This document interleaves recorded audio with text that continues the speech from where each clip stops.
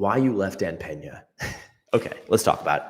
Why we left Dan Pena. This will get a few people to pay attention. So, look, a lot of respect for Pena, what he built in the 80s, what he built in the 90s, fair play, nothing against him. I've met the guy. I'm not going to badmouth the guy.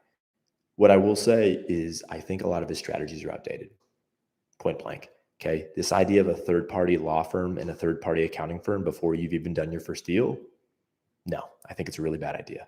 This idea of a chairman that you give 10% of the equity to before you even get going, totally a dumb idea from firsthand experience. I'm not even going to pretend to play it neutral there.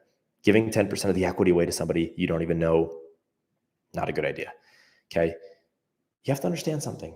Going from 0 to 1 and doing your first deal, you really only need a strong industry expert on your team.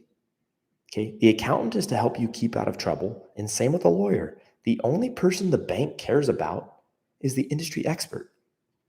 So Penny was recommending a chairman and this and that and that and this, and then dress up in a suit and tie, even if you're going into a blue collar business.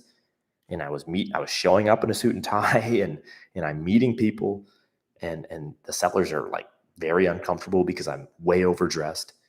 Okay, and at some point, I had owned different businesses, online-based businesses prior, but I had entrepreneurial tendencies, and I'd been an entrepreneur before, getting into QLA, as I initially learned, mergers and acquisitions.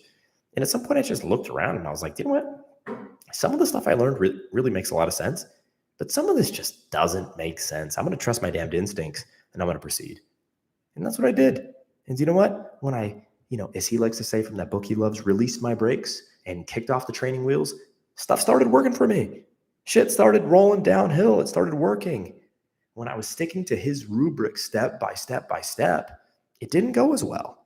So you're damn right I kicked off the training wheels and I operated on my own instincts, and that's when things really started to happen for me. So, good things to say about Pena in many regards. I love his mindset with regards to just being a ruthless individual that goes out into the marketplace and makes stuff happen and holding yourself hyper accountable.